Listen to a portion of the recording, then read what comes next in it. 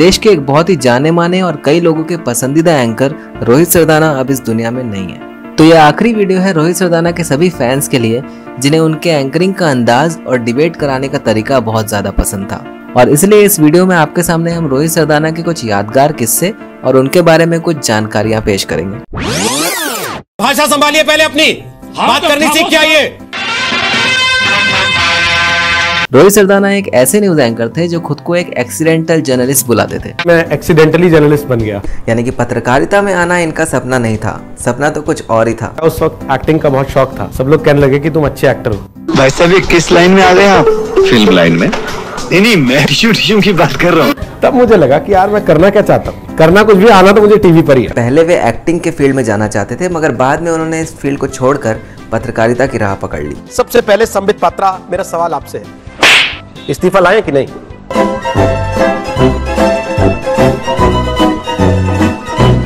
इस वीडियो में आपको रोहित सरदाना के कुछ ऐसे किस्से दिखाएंगे जिसे देखकर आपको लगेगा कि अच्छा हुआ रोहित सरदाना एक्टर नहीं एंकर बने।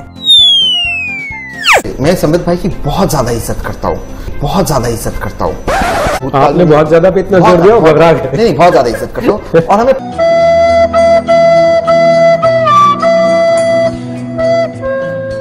अपनी डिबेट्स के दौरान एक से एक हिंदी कहावतों का इस्तेमाल करके ये जनता को हंसा भी देते हैं। जनता समझ जाती है कि इनका यह है कि ना खेलम ना खेलन देव, गुच्ची में थूक देव, है ना? जिस गली बसना नहीं वहां चक्कर काटने का क्या लाभ है आपको?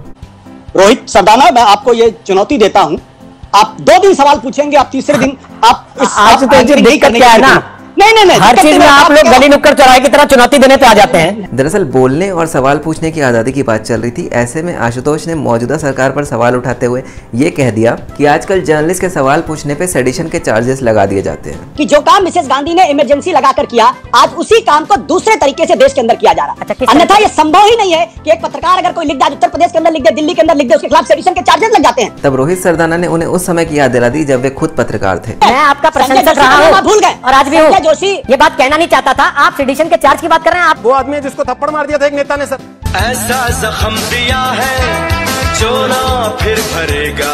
आप सेडिशन के चार्ज की बात कर रहे हैं। आप वो आदमी है जिसको थप्पड़ मार दिया था एक नेता ने, सर।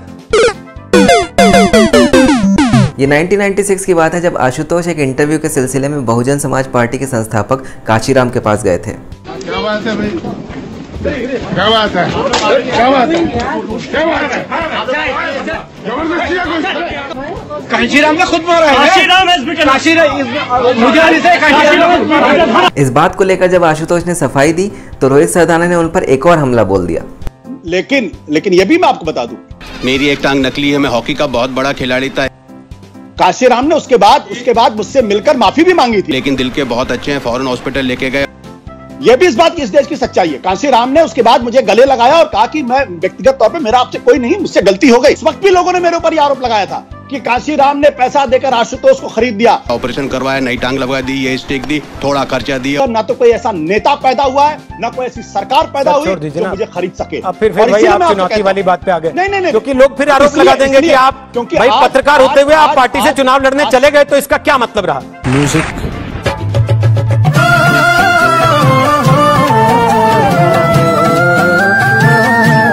एनडीटीवी और उस चैनल के एंकर रवीश कुमार के साथ तो इनका 36 का आंकड़ा है। एक बार लाइव चैट में उनसे एक यूजर ने इस मामले में एक सवाल किया था। जो वर्तमान में आपको एनडीटीवी से ऑफर आता है करोड़ों का, तो क्या करेंगे? ओ भाई नहीं आएगा यार, समझो बात को, समझा करो। जहाँ न्यूज चैनल चल रहा होगा वही मुझे बुलाएंगे, जहाँ एजेंडा की दुकान चल रही होगी मेरे को क्यों बुलाएंगे? भले ही आप मुझे भी ना देखें, लेकिन टीवी कम देखिए।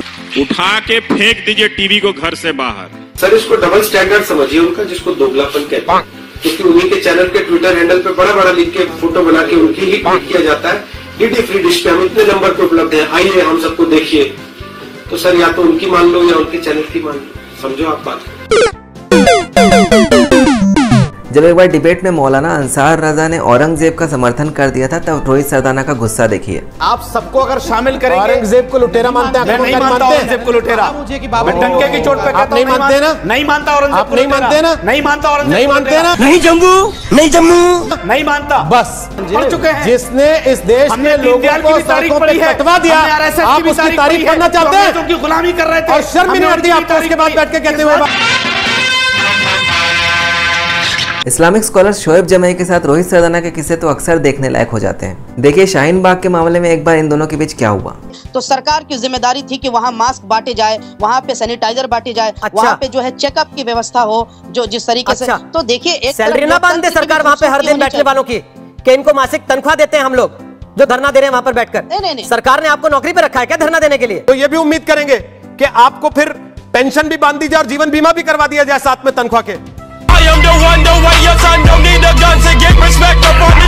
और मामला जब धर्म, आस्था और भगवान का होता है तब रोहित सरदाना का गुस्सा तो 7वें आसमान में होता है। आप पैगंबर साहब की पूजा करते हैं, उनका आधार कार्ड कभी चेक किया है क्या आपने? जो मक्का जाते हैं बाबर से, आप भगवान राम पे मत जाइए। फिर माइथोलॉजी पे आप जाएंगे तो फिर लोग आपसे भी पूछ देंगे उड़ने वाले घोड़े कौन से उसके हिस्सा हैं, कौन सा इतिहास है। यहीं खड़े होके हिंदुओं को आतंकवादी कहने के लिए माफी भी मांग लीजिए। बोलिए कि हमने भगवान आतंकवाद कहा, मैं बोलता हूँ आई एम सॉरी। ये अपने हेटर्स को भी लाइव चैट में मुंह तोड़ जवाब देते हैं। देखिए इनके साथ लाइव चैट के कुछ मजेदार किस्से। फीवर में भी लाइव चैट कर रहा हूँ अमृतांशु, तो बोलना तुझे थोड़ी है, बोलना तो मुझे है। सुनने में भी तेरा फीवर डिस्टर्ब हो रही है क्या? तो भाई मत एहसान कर, सो जा आराम से, फोन बंद करके रख दे, नहीं पड़ेगी मम्मी से एक चपत पीछे से। नो। टैबलेट उल्टा क्यों पकड़े आप रोहित जी? पुनीत जी से क्या फर्क पड़ रहा है? यहाँ से थोड़ी पढ़ रहा हूँ, यहाँ से पढ़ रहा हूँ, और टैबलेट उल्टा सीधा एक समान कर देता ना, घूम जाता है। लो घूम के इधर हो गया। आपने बड़ा सेब खाना है, यहाँ से कि उल्टा है कि सीधा है? और सेब भी कहीं से भी खा लो यार, ऊपर से खा लो नीचे से खा लो, एक जैसा ही होता है। रेड पिल्ड इनका नाम है, रेड पिल्ड। अरे हमारे को फेक न्यूज कह रहा, अपना नाम तो असली लिख ले भाई।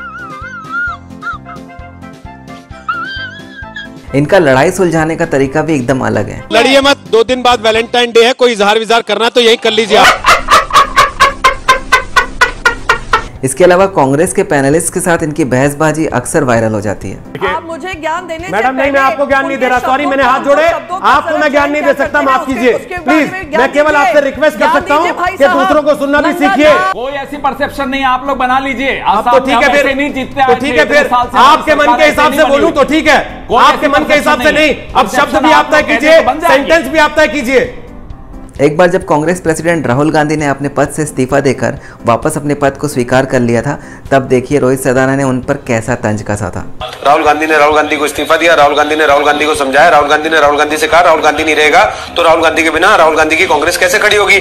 तब राहुल गांधी ने राहुल गांधी के कहने से राहुल गांधी का इस्तीफा नामंजूर कर दिया। एक शो की झलक देखिए जब रोहित सरदाना कांग्रेस लीडर अखिलेश प्रताप सिंह के साथ लड़ बैठे थे। भाषा संभालिए पहले अपनी, बात करनी सीख के आइए।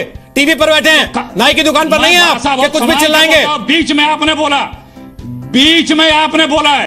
मैं देख रहा हूँ आप लोगों की लाचारी, मैं समझ सकता हूँ। अपनी लाचारी का इलाज करवाइए पहले कहीं से जाके, अपनी लाचारी का इलाज करा लीजिए, आपकी बौखलाहट साफ दिखाई देती है। विधायकी चली गई है, प्रवक्ता की कुर्सी भी चली जाएगी किसी दिन इसी हालत में। देखिए जब रोहित सरदाना और बीजेपी स्पोक्सपर्सन संबित पात्रा के बीच में टकरार हुई। ये बात कश्मीर में याद रखी होती तो आपको सरकार छोड़ के नहीं भाग रहा है रोहित जी। यहाँ नहीं, आप लोग ये लेफ्टिस्टों को सपोर्ट करना छोड़ दीजिए। नहीं, आप लोग ये लेफ्टिस्टों को सपोर्ट करके आप पुलिस और जवानों के खिलाफ बोलना छोड़ दीजिए, मत कीजिए। रोहित सरदाना थोड़ा देश के लिए भी सोचो। आप संबित पात्रा, बार-बार आप ये बात अच्छे से जानते हैं संबित पात्रा, देश के लिए सोचने का सर्टिफिकेट मुझे आपसे लेने की जरूरत नहीं है। इसके अलावा भी कई ऐसे किस्से हैं जब रोहित सरदाना का गुस्सा 7वें आसमान में पहुंचा है या फिर उन्होंने किसी की फिरकी ली है। मनोजीत मंडल प्लीज, मजाक नहीं चल रहा है सर, पर सर टीवी पे कम से कम सीरियस पोर्ट्रे कर लीजिए। अगर आपको तमीज है बैठ के बात करने की तो कीजिए, वरना आप जा सकते हैं। नो, बैठ के हाई मत कीजिए।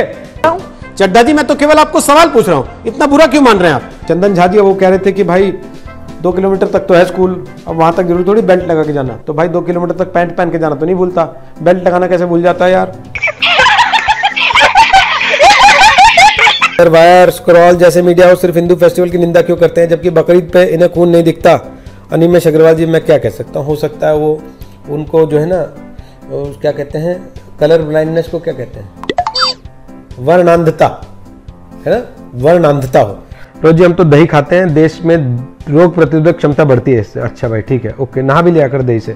क्या आप रोज नहाते हो? लो भाई, कमजोर आदमी। तो ये थे एंकर रोहित सरदाना के कुछ यादगार किस्से। और शायद डिबेट्स कराने के इस अंदाज की वजह से रोहित सरदाना ने सबके दिलों में एक खास जगह बना ली है।